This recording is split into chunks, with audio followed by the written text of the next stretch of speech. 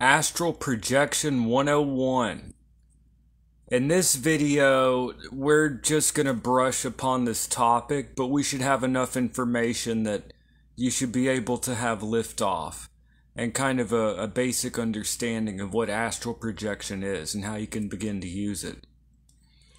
So in these videos, we try not to wait at all. We try to dive right in, jump right in, get into these practices, try these practices out. If you're following these videos, you should have already been doing some shim angel magic. Maybe you had an experience and you know, you should know from experience whether you notice your life changing or not after doing the rituals, okay?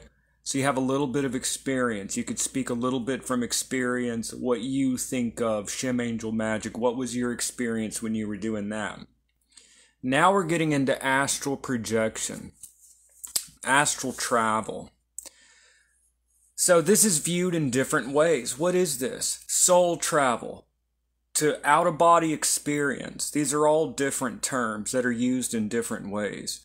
The term astral projection was developed by Theosophists in the 19th century. Astral projection. Some have preferred to use the term out-of-body experience. What is it? It's a very ancient phenomenon. It's as old as shamanism itself. Astral travel to, you know, this practice, it's found in shamanism. It's found in Native American spirituality. It's found in cultures around the world. It's found in Hinduism. You see forms of astral travel or astral projection methods in Taoism and Taoist lineages and Taoist magical lineages in China and Hinduism. You see this practice in the Greek magical papyri. So you see this idea of astral travel. You could even, it could even be argued that the Merkava mysticism was a type of, you tried to leave your body and go visit God. More or less, we are storming the heavens. Let us storm the heavens together. Let's try out these methods. Okay, we should quickly have some kind of an experience, some type of a result, and let's try these methods out, okay? Now, however, when I say quickly, I don't mean overnight, okay? But to use a metaphor, okay, we begin by carrying the newborn calf, and day by day, until it grows into a bull, and yet her strength is not shown to be wanting, okay? So we begin carrying a newborn calf, and every day carrying the newborn calf until it grow into a bull, and yet we're still, our strength is shown to be sufficient throughout. To use a metaphor, okay? So we go piece by piece, okay? So, whether you go to China, you go to Japan, you go through around the world, this idea of star stepping, this idea of astral projection, this idea of leaving our bodies and entering into, you know, scaling the heavens, okay? This idea of astrological ascent, however you want to see this, okay? It could be argued that the dream of Scipio, okay? It could be argued like the myth of air at the end of Plato's Republic, okay? You've got Macrobius. It could be argued that some of this, that the Corpus Hermeticum, some of the Gnostic literature may talk about a type of astrological ascent. So here's the thing. Here is something important that may be more relevant today than in ancient times. I just wanted to open up with the fact that astral travel, astral projection, soul travel, out-of-body experience, these terms, surprisingly, will get people arguing. Because some would say, well, it's not soul, so it's not soul travel. Or some would say it's astral. People will argue over these terms. However, this idea of traveling to ever subtler realms, to interact with higher beings, whether it's for enlightenment or whether you're going up there to talk to the spirits, to cause some type of effect down here below in classical shamanism. Whatever you're trying to do, are we able to leave our body and go travel up there and interact with angels and stars and deities? Are we able to have a face-to-face encounter? Now, when we say astral projection, what are we referring to? Are we referring to full out-of-body encounters where it's as real to you as this right here? That is definitely a form of astral projection. And then there's the more like active imagination. I think that ultimately the goal for most people that get into this stuff is the full out-of-body experience. That is the goal, okay? The more advanced goal. So here's the thing. There are two different ways of looking at this. One is absolutely externally based. One of these views is that it's externally based. You're going to leave your body and go explore higher dimensions of reality, of this universe, the cosmos or other universes at a higher plane, more subtle dimensions, okay? There are those that take this as objectively real in that sense.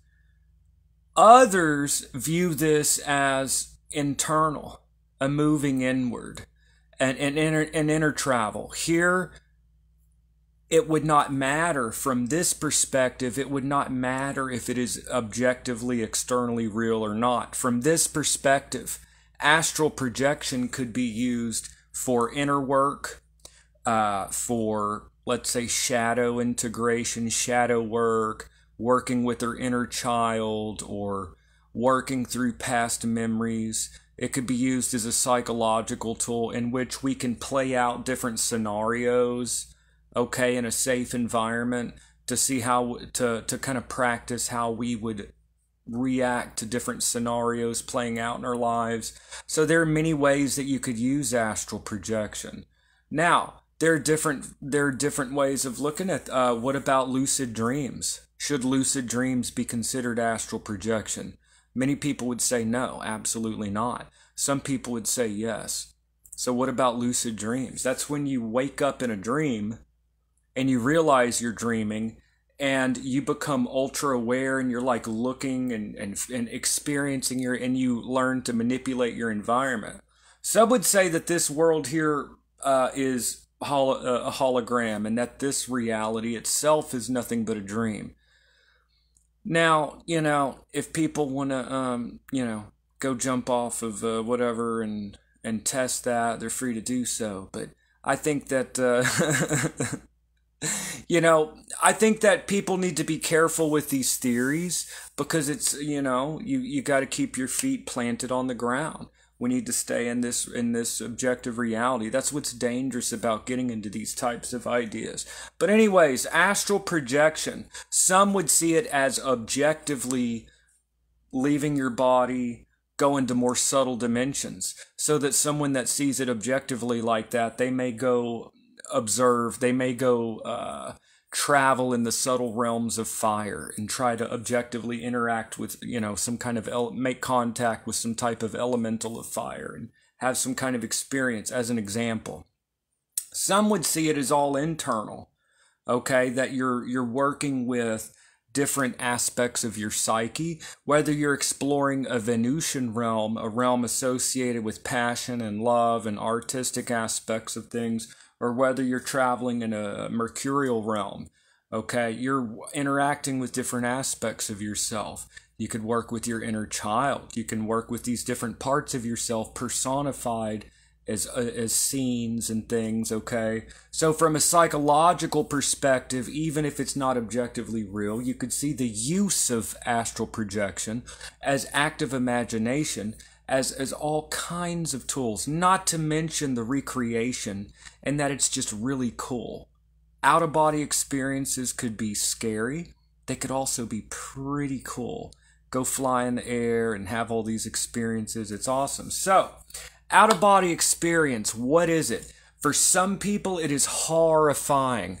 They may have sleep paralysis and hear laughter and see, you know, an entity sitting on their chest. Some people have horrible experiences, okay, leaving their body. For some, it's an experience of horror, waking up on the ceiling and slowly coming back to your body. For some people, it is something amazing. They go and explore other worlds and come back to talk about it. There's some debate. Some, like I said, see it as purely external, or it's not real, because why waste your time in fantasy? Others see it as purely psychological, but still see the value. And others combine these. Others believe that internal and external are not so distinct necessarily, that one could be a reflection of the other, that maybe we might be traveling in our own internal Mercury or Venus, but we are still making actual objective contacts out there in the spiritual realm. There is the view that maybe within and without, that these are interactions, that maybe in exploring our own inner universe, we are in fact interacting with deities and spirits and stars and other realms. So these are just things to explore. Dreams, keeping a dream record or a dream journal, trying out different methods to induce full out-of-body experiences where you're on the other side. Experiment. See if when you leave your body, if you're able to go observe something that cannot be described, without it being objectively real, come back and try to describe it. It's interesting, some would invoke a force, and then, there's different ways to try to do this. What you want to do is keep a written record, okay? What I would recommend if you do this is to not tell anybody what you're doing, okay? Because here's the thing with these very subtle planes, and this is something that, as an occultist, sometimes it's hard to explain, that you're dealing with subtle planes in which it's possible that a skeptical eye could affect results, okay? So if a skeptical eye could affect results, then let's just say it this way, okay? When you're dealing with these types of subtle matters, I recommend keeping a written record, but not telling anyone what you're doing. Have your experience, try to keep your feet planted on reality, don't go off into believing in fantasy just because you had an experience, but I would keep the experiences kind of private until you have a few experiences. Then you can start bringing it up to people, or, because you don't want to sour an experience through... It's a balancing act of keeping a record and being objective, and yet being open to possibility, okay? Not trying to overanalyze your experience until the whole thing just goes poof. At least until you have a solid footing. Once you have a solid footing, then you can go back and begin to, I don't know if that even makes sense, okay? So it is a balancing act. The main astral projection is not dangerous. The main danger is when people can go off into the realm of illusion and get lost there. So there are different methods for astral travel.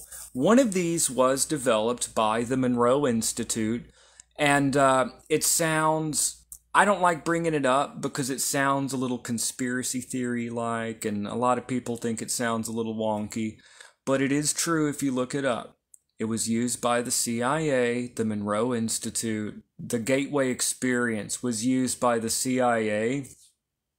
And basically through these tapes, it uses binaural beats. Now, binaural beats require hearing a different tone in the left and right ear. So Robert Monroe, this all goes back to his studies and research with the out-of-body experience, and he tried to develop a way to induce out-of-body experience through listening. Now, some people have been working through these tapes. I started working through the tapes again. The way that I work through them is I repeat the same exercise every day for a week. And then the next week, I start the next exercise every day for a week. Because once again, Our goal is to develop the spiritual muscles. If you just blast through, you're not going to develop the required spiritual muscles to really do it. You're just going to be going through the motions. And then you're just going to destroy your efforts, and then it's just not going to work. It's just, people have to have patience. Patience is something you develop through time and spiritual discipline. I remember when I started in my spiritual journey, I was very impatient. Patience is something you gain.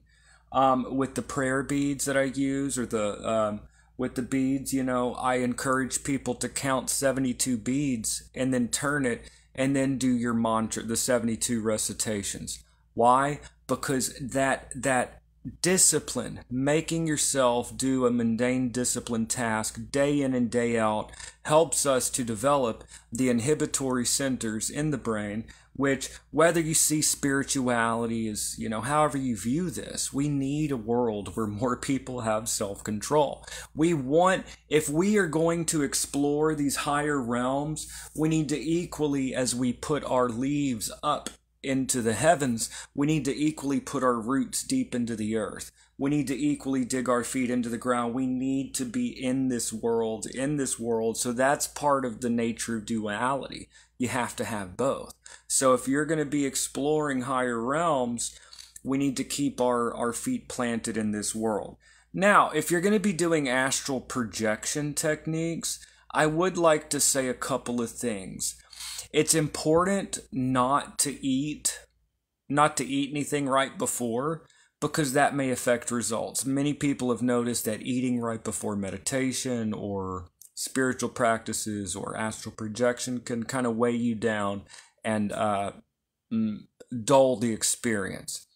Don't do the exercises when you're too sleepy, okay? Another thing, for many people, it's best to do this sitting up, because if you do it lying down, you tend to fall asleep. Now, those with that use the Monroe method, again, the binaural beats.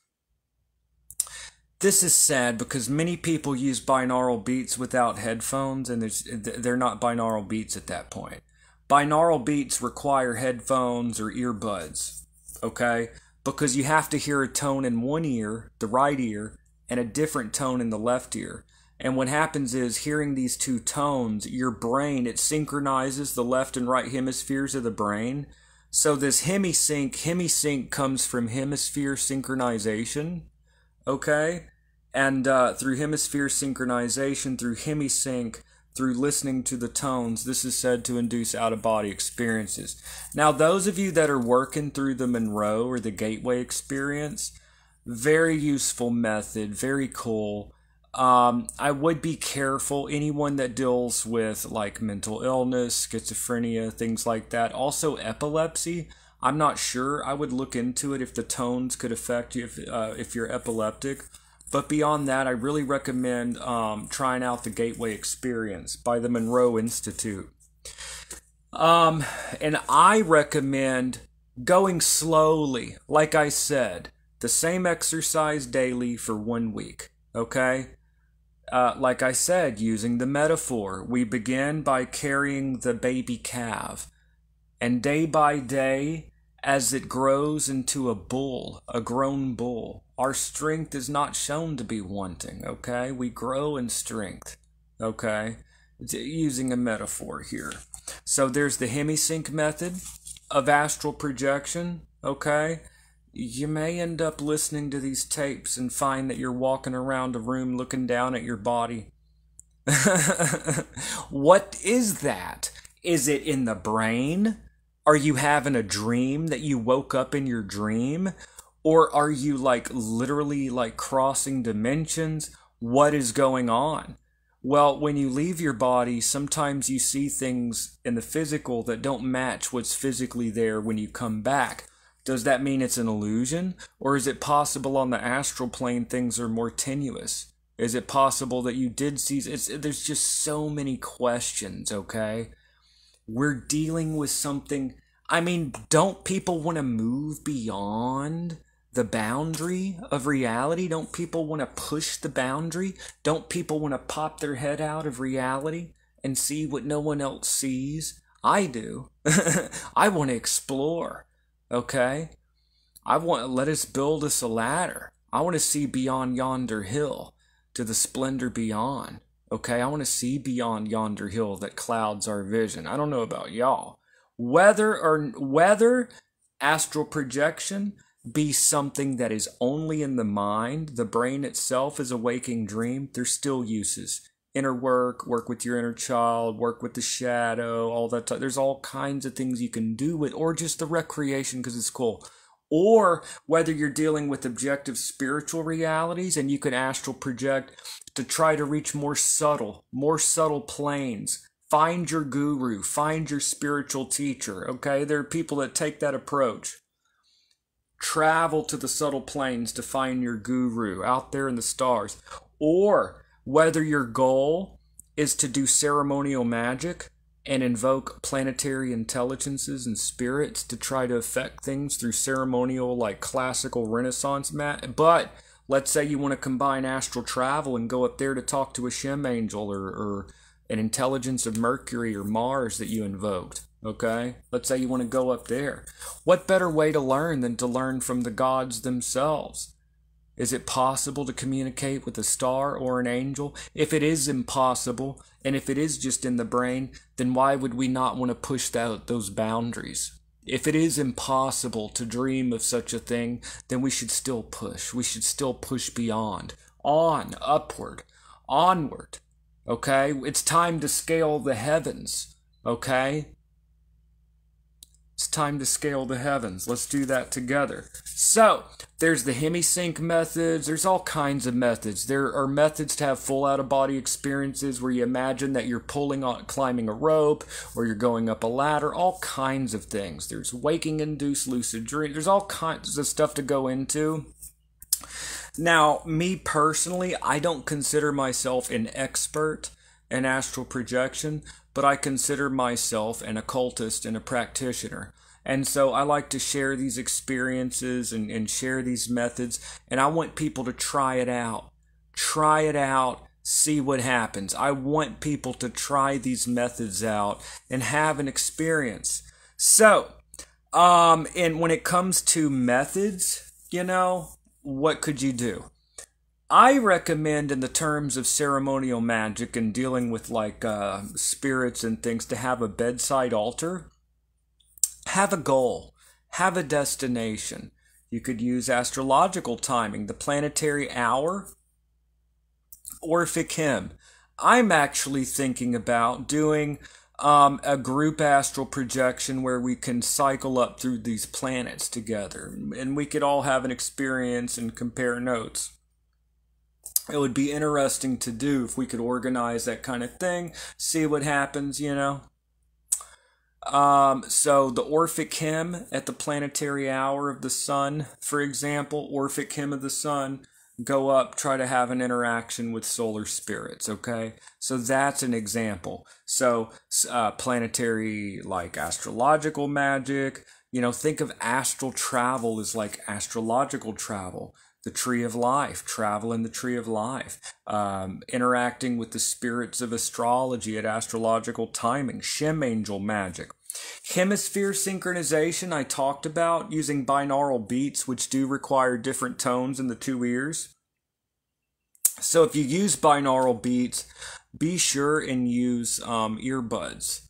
So the binaural beats, the Monroe Institute, check out the Gateway experience, okay? It's what was developed by Robert Monroe and the Monroe Institute, and you had with used by the CIA, actually.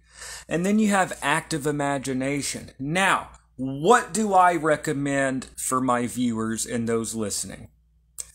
I said Astral Projection 101, we're going to have a method.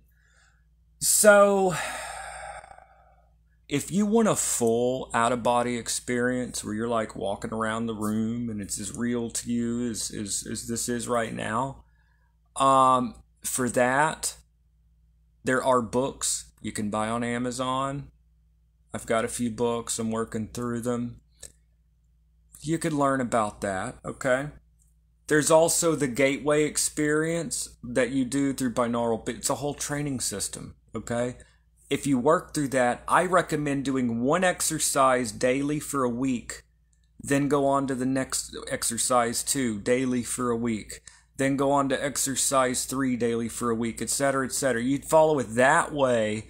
I think realistically, in 2 or 3 months of that kind of daily work, you'll be having full out-of-body experiences. Now, is it overnight? Are you going to put tapes? Are you going to put the earbuds in your ear and go walk around in space? No, probably not. But daily exercise of this for 2 or 3 months, yeah, you could very conceivably be having full out-of-body experiences that people couldn't even fathom. Okay? 2 or 3 months daily work, to me, that is worth the time and the effort. 30 minutes daily. The Monroe Institute, 30 minutes. That's what I'm doing. Okay? I encourage people, if you're working with the Monroe Institute method, 30 minutes every day. Slowly. Is it slow? Does it take patience? Yes. But you're actually developing the muscles. Okay? Like I said, we begin by carrying the newborn calf until day by day it grows into a bull and our strength is shown to be sufficient. Although I don't think that would literally work. It's a good metaphor. And then the method that I recommend, that's advanced, okay? What I recommend can also be very effective. When you're doing a Shem Angel working, for example, just take time to visualize that you're slowly leaving your body. I recommend slowly visualizing that you're leaving your body, okay? Take 2-3 minutes and then visualize that you're going up, up, up, up, through the roof, through the atmosphere, up into space. You could see the earth beneath your feet and then see, the spirit approaches. You have an interaction up there in space. Have your interaction or go explore and then come back down to your body. Take your time to return and then write down your experience. That is the method I recommend. It's the active imagination method. Now, people will say, well, that's not real. You could still feel the couch or the room or whatever. That may be. But you may have very interesting experiences with spirits. Or I recommend try this out with the planetary hour. Just try it out. The active imagination, but see what happens, okay? You may begin to question whether this is as much in your head as you thought it was. Maybe it's a little more objective than you thought. So, anyways, I always recommend people, like I said, you want to be open to possibility. You don't want to be overly skeptical. You're going to kill your own experience. I don't even recommend talking about what you're doing to anyone skeptical. Not because you want to be in an echo chamber, no, but because you don't want to kill your experience. Once you have your foot in the ground and you've had some experiences under your belt, then I would be more open to talk about it and, even bring it up to maybe more skeptical friends or whatever, just because you don't want the skepticism to kill. You want to be open to possibility. Write it down. Then later on, you can bring in the skepticism and then look at it objectively. But the main danger, really the only real danger of astral projection that I could think of, is being lost. Because you are dealing with the world of illusion. Okay? So, I'm going to make more videos on this topic. What I recommend is having a bedside altar. Using astrological timing if you're going to be invoking a spirit, and then have the incense, the candles, take your time leaving your body, and then go up and have an interaction, come back. I recommend just the active imagination method. Yes, you may feel your body, you may still hear things or whatever in the room, but have an experience, see what happens. Now, towards having the full out-of-body, that's not something I can just give you, and you have that. Are you really ready for that? With time, I would encourage doing more hardcore experiences to have that full awakening. I do know there's several methods that you can do. Some pretty interesting methods to have the full out-of-body experience. There's some books on Amazon. I'll be going more into those, but for now, I really recommend that we begin slowly, and gradually, until the ancient elasticity returned to our limbs, until finally we could run, leap, and dance, okay? So we're starting off just a little slowly, okay? And then we're going to build up, and we're going to go into more hardcore astral projection techniques. And then, yep, and we're going to go more into these Monroe tapes as well. So that's it just for now. There's so much more to go, y'all. I'm making daily videos. We're doing these videos every day. I'm not going anywhere. I'm here to stay. I'm here to stay, y'all. Many more to come. We're going to go deeper into these astral projection techniques, and we're going to be going into them in these videos. So stay tuned, y'all. I'll see y'all in the next video.